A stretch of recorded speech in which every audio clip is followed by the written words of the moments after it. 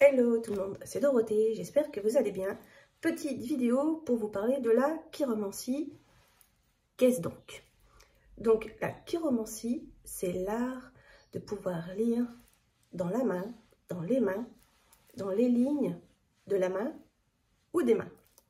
Donc en fait, on a vraiment besoin d'étudier la forme de la main en général, la forme des doigts, les petites proéminences, les traits et les petites nervures.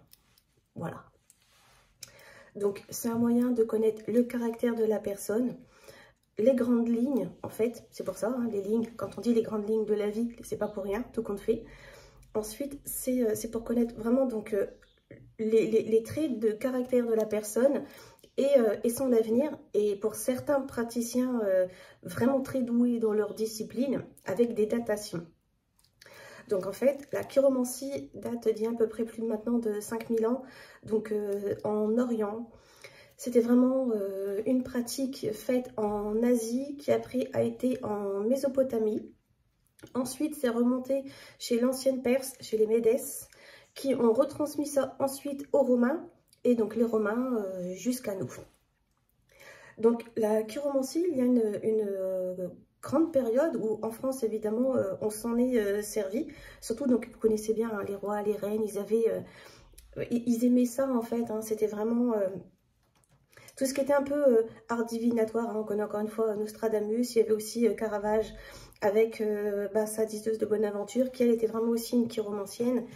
Et d'un moment, vous connaissez voilà, hein, la religion, etc. Donc tout ce qui était après art divinatoire et la chiromancie, parce qu'au départ, il faut savoir qu'elle n'était pas considérée dans les arts divinatoires comme l'astrologie. C'était vraiment pour eux des choses complètement différentes. Mais ils ont vraiment mis ça après dans tout ce qui était occulte et occultisme. Donc tout ça, il n'y en avait plus, on n'avait plus le droit.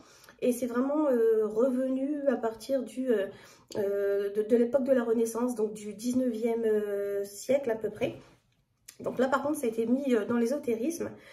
Et donc de là, voilà, ça a commencé à revenir. Et donc, il faut savoir que du coup, dans la main, il y a donc les 5 doigts qui sont considérés comme les planètes.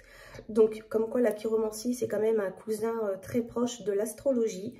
Ensuite, on prend tout ce qui va être ligne de tête, ligne de vie, donc après donc, la santé, etc. Ensuite, on a aussi besoin de prendre donc, les petits traits. Donc là, pour les personnes, ils ont vraiment besoin d'y aller à la loupe, en fait.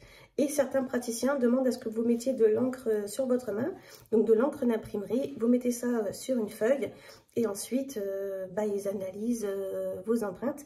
Mais beaucoup aiment avoir vraiment la main en chair et en os du coup, parce qu'ils ont vraiment besoin de justement de voir les petites proéminences de doigts, les petites nervures, et puis bon vraiment, vous connaissez quoi.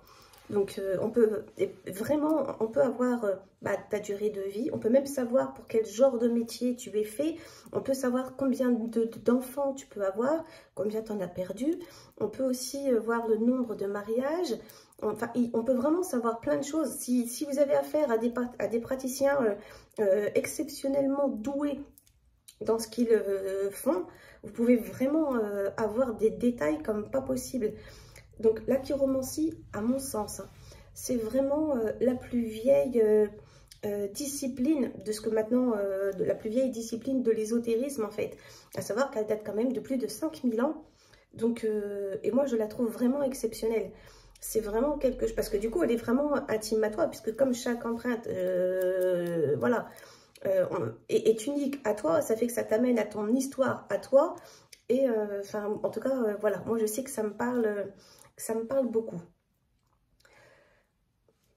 Je pense avoir tout dit. Donc à tous une très très bonne journée. À très bientôt dans une prochaine vidéo.